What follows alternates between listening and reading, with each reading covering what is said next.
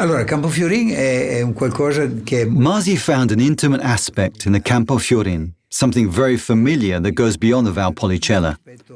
That's because the Campofiorin is an intermediate wine.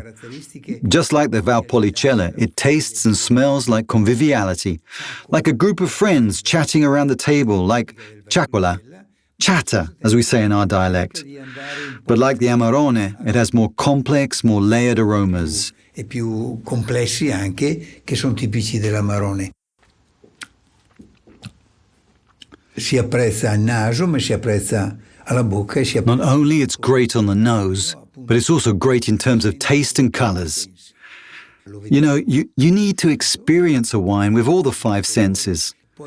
So you see it and you appreciate the colors. Then you smell it because the sense of smell is a decisive detector. At least for me, I don't even need to try a wine to understand its qualities. I just smell it and I immediately know whether it's good or not. And finally, you taste it.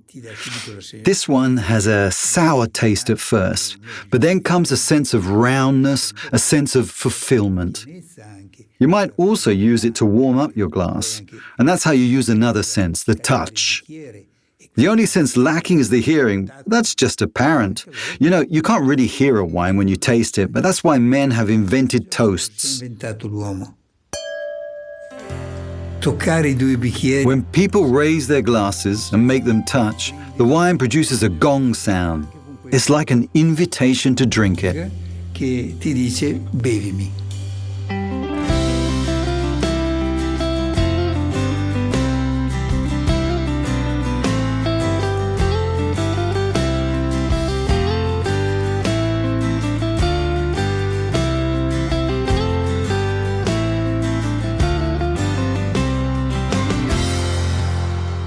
Campofiorin è una storia molto bella. The history of the Campofiorin is really interesting.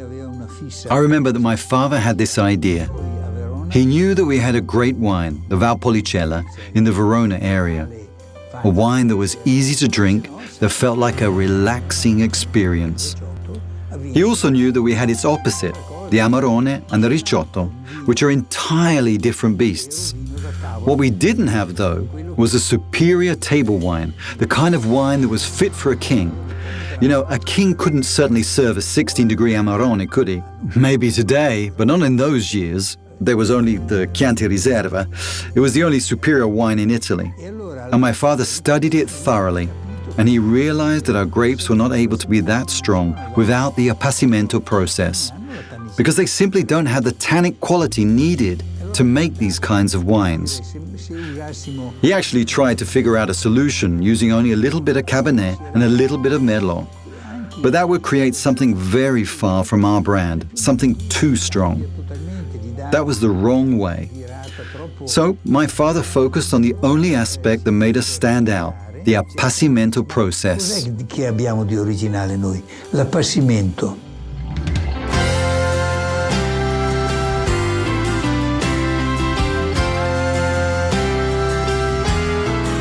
September 30th, 1964.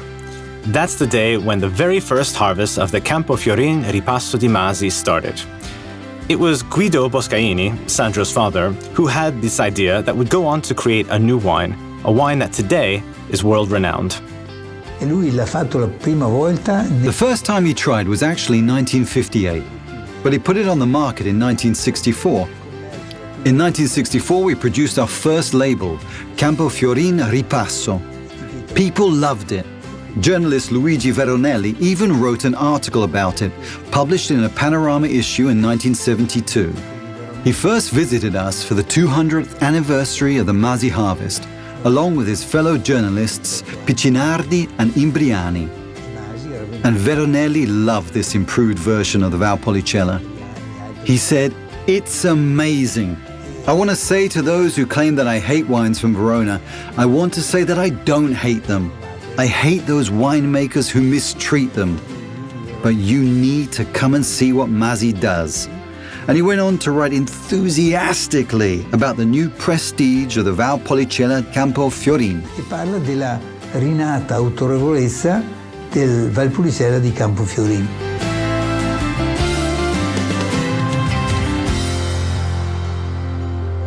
The new prestige of the Valpolicella Campofiorin. That's what journalist and gastronome Luigi Veronelli had to say about this new red Veronese wine. The Campofiorin opened the door to a new kind of wine, halfway through the simplicity of the Valpolicella and the refinement of the Amarone. And it does so with a new genius technique. This is its story, but it's also the legacy of a family, a company, and a wine that made the culture of time the key to their success. My name is Matteo Caccia. Welcome to The Magic of Time, 250 years of Masi.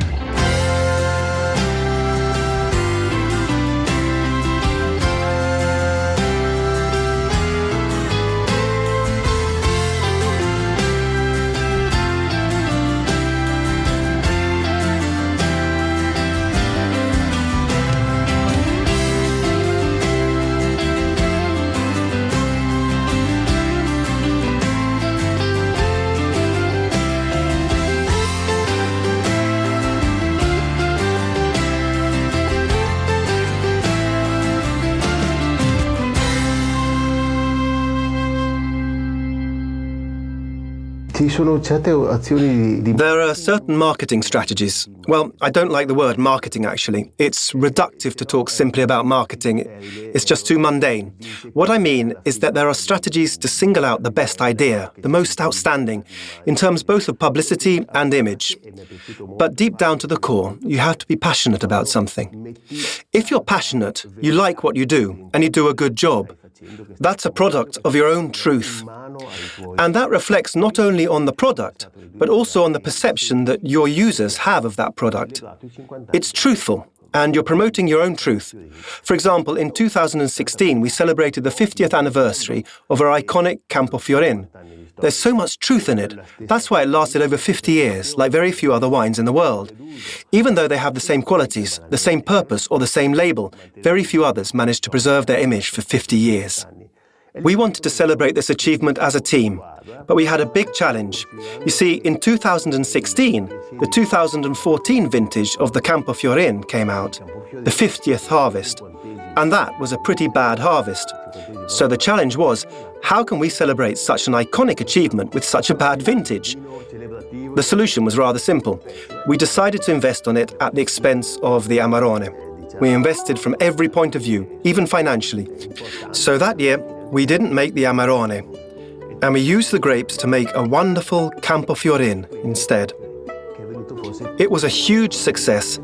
Not only we made one of our best wines, but everyone was involved in it. We celebrated on every possible level. We got the original photos of the first harvest. You can actually see the first farmer harvesting. And we celebrated every aspect of the process, down to the distribution in North and South America. It was a big moment. We celebrated every single season and our 50-year-long legacy. Che ha percorso ogni stagione per 50 anni ed è una cosa stupenda.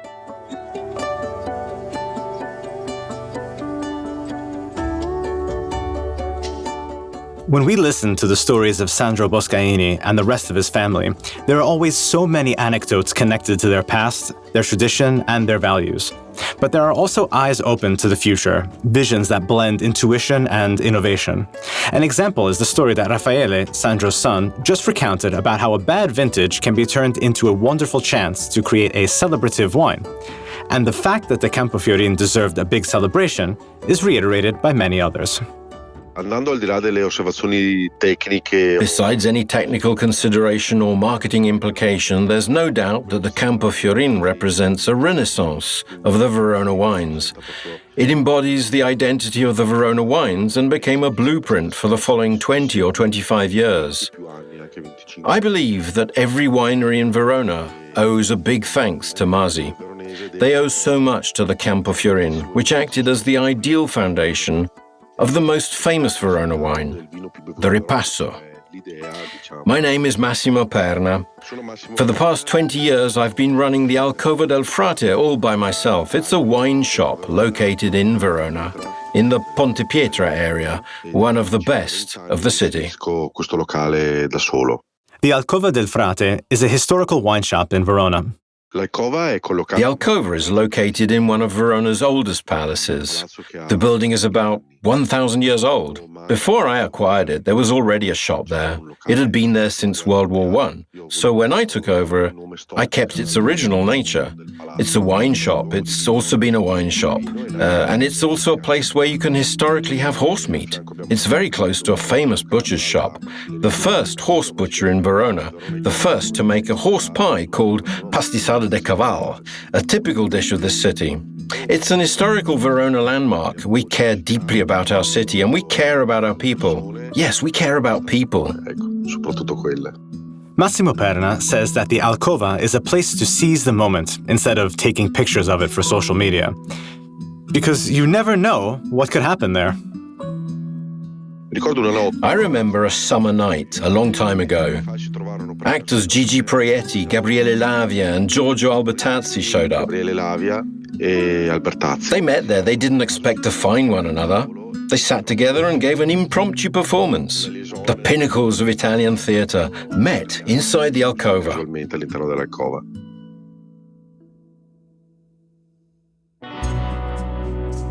The Veronese osteria are very important for the Boscainis, as well as for all Verona natives. Whether at the Bottega del Vino or at the Alcova del Frate, an osteria is a place where you can meet around a glass of wine to discuss projects, to create bonds, to share ideas. Sandro's grandfather, Paolo Boscaini, was well aware of this. He was actually the first to monopolize every osteria in town. My grandfather gave a twist to the commercial aspects of our business. He took the idea from coffee sellers and created a system to monopolize the osteria. You know, in the coffee business, it's common to monopolize bars and shops. Just think about the Caffè Lavazza sign outside most businesses. And my grandfather did the same with wine. If somebody wanted to start an osteria, he'd come forward and pay for it. In return, they'd take our wine and sell it, let's say, 10% more, so they could keep a share. They used to call this system the post. I have no idea why. Maybe it had something to do with postmasters. And one evening at the osteria could change a person's life forever. In 1999, I went to an historical osteria in Verona with some friends. I didn't drink wine back then. None of us did, actually. We preferred other things. We went for an aperitivo, and my friends ordered a red wine. Now, it was uncommon for an aperitivo, but we ordered it anyway. That was the Campofiorin. I tried it, and I was taken aback. It was so good. I remember it as if it was yesterday. It was like a rite of passage for me, like a baptism into the wine world. And before I knew it, I enrolled in a sommelier class. L'anno dopo ho cominciato a fare il corso di sommelier, nel 2000.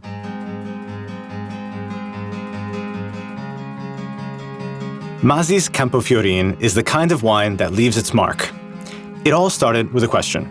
Is it possible to create a wine that combines the conviviality of the Valpolicella and the prestige of the Amarone? A red wine that can be considered a superior table wine, not too light, but not too intense? Sandro's father found an answer in Masi's biggest strengths: the local grapes and the Appassimento process. Well, what else can we do then after making Amarone? Well, my father had an intuition. He used the fermented pomace left from the Amarone production process. You see, the residual marc had still some sugar in it and could still be of use. We knew that, and normally we would recycle it to make the vin piccolo. It means a little wine. You just sprayed some water over the pomace, you cleaned the marc, and you got this nice little wine.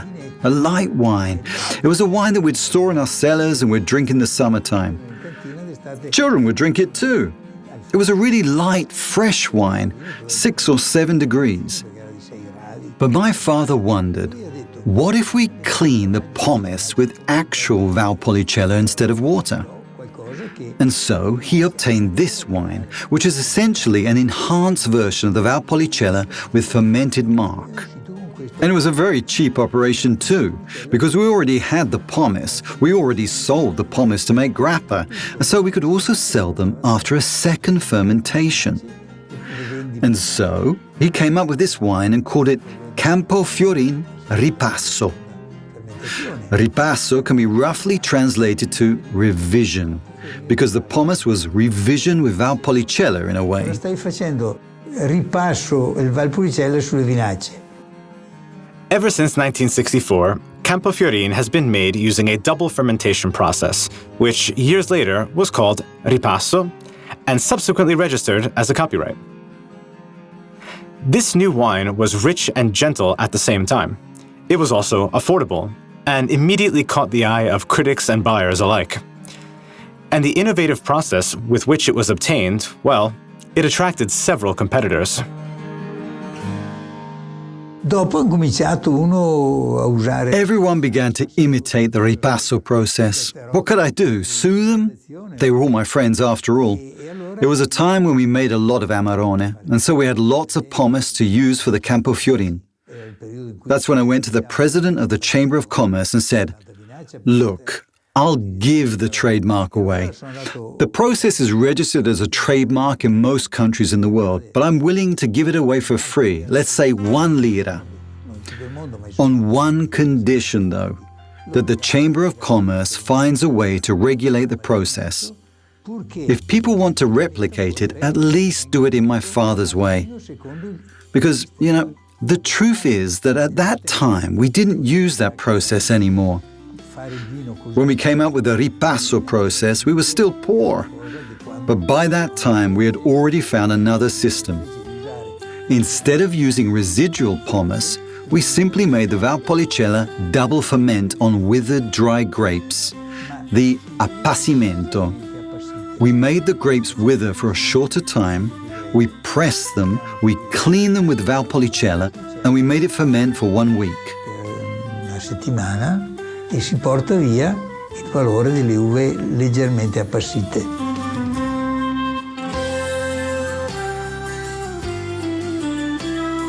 That was an important leap for the Campofiorin. That went from the ripasso, a process available to anyone according to specific rules, to an affirmation of its own independence. Pomace is no longer needed. Slightly withered grapes mixed with Valpolicella are preferred instead. Once again, the Boscainis managed to look way ahead to the future, creating a long-lasting product. The Campofiorin is a great expression of our territory, because it's an extraordinary variation of the Amarone. It's friendlier, so to speak. The Amarone can be really too much sometimes, even though it's a greatly structured wine. It's easy to drink. It's uplifting for the soul and for the mouth. I'm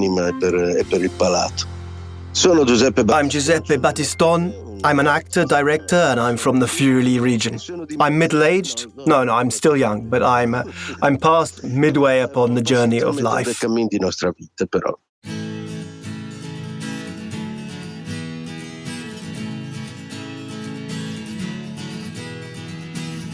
Campofiorin has attracted the interest of many wine critics, as well as famous wine lovers, such as writer Goffredo Parise. I had heard of Parise, and I think I'd also read a couple of his works. But I was in America when he wrote. I remember my brother called me on the phone and said that Parise had written this amazing column on the Corriere della Sera. He wrote this great piece, and even though I didn't know him personally, I got in touch and called him and asked him why we'd never met before. He also sent over a couple of letters, and he said, "I think your Campofiorin is up there with the rest of the great chateaux in the world. I know them all." That was a huge honor and an anthem to our wine, which represents what he called the traditional Italy and its sublime aromas. Al nome e al vino in sé per quello che è, eccetera, la vecchia Italia dagli odori buoni.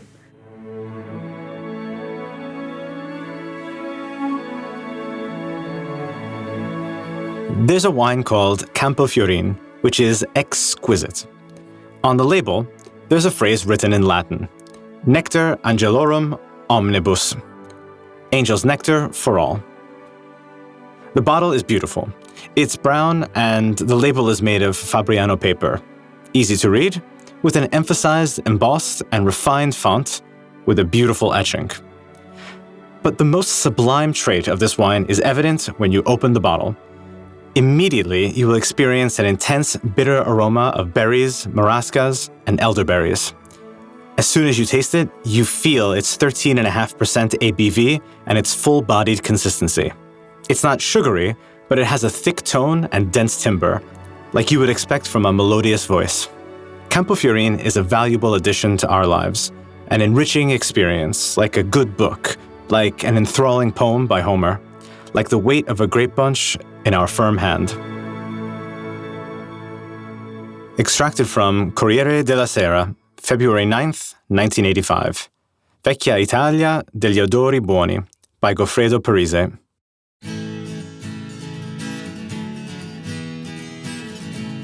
Nectar Angelorum Omnibus, Angel's Nectar for All. This wine is made of Corvina, Rondinella, and Molinara grapes, but it's also made of culture, of passion, of times past and times future. And speaking of time, one of the best definitions that I heard during my Masi experience was by Massimo Perna, the philosopher innkeeper. He majored in philosophy, and when I asked him about the value of time, he tapped into the ancient knowledge of the Romans and the Greeks.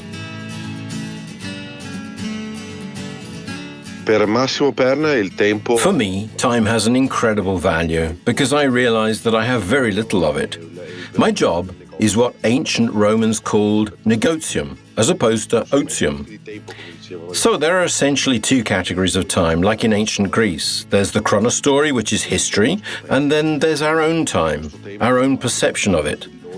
Whenever I'm asked why a certain wine from a certain year has a deeper expression, I have to understand the person who's asking me, why that person was drinking that wine at that time, what it meant for that person. So for me, time is important not only because it passes, but also because of the quality of each moment. But in the 60s, Campofiorin was not the only new concept of Masi. In fact, that's also when the company came up with a new label, as suggested by Sandro Boscaini. My brother Sergio was serving in the military. In 1964, my father said, "Your brother's about to come back home. When he gets back, both of you could help me develop the company. You can take care of the commercial aspects of business, and your brother is an enologist, so he can handle all the technical stuff. So we can grow together." But I was still a little adamant at the time, and I said I wanted to give my contribution to the company, but I wanted to do it on my own, according to my own ideas. My father then asked me what it was that I wanted to do, and I said, "There's this wine line called Dalla Tenuta Masi. Why don't we create a brand out of it? Why don't we make an unaffiliated wine?" And so we began in 1964. The first harvest was labeled Masi, just the same as today. The label said Azienda Agricola Masi di Boscaini Paolo e Figli, the Masi Agricultural Company of Boscaini Paolo and Sons. Before that, it was Boscaini Paolo e Figli dalla Tenuta Masi, Boscaini Paolo and Sons from the Masi estate. Then, I think it was 1973, the government imposed the first VAT tax. We took advantage of that and we created a new company called simply Azienda Agricola Masi. It later became Agricola Masi, but I got a little smart there. I realized there were so many companies called Agricola something. If you attend a Vinitaly event, there are at least 73 of them. So I changed it to Masi Agricola. It stands out and we're easier to find. So just to get an idea, in 1964, how many people worked at the company? I guess 4. And today, how many? Well, 160.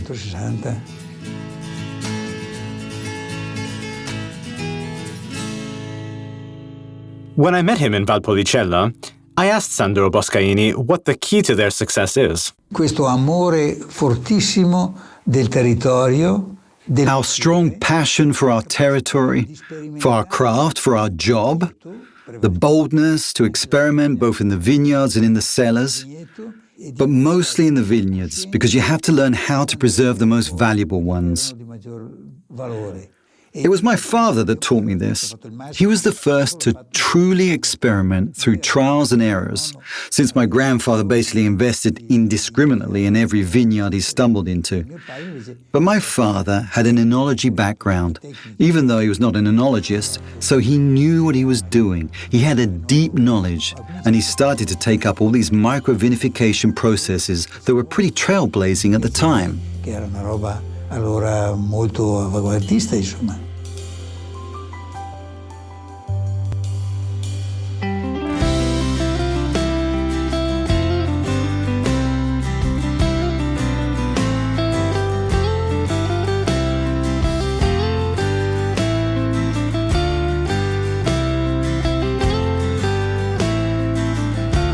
In the words of Sandro Boscaini, president of Masi Agricola, you will find the foundation of the success of the Boscainis, a family that's been making wine for 250 years, combining their love and respect for nature and the vision of a company listed in the stock exchange in over 130 countries.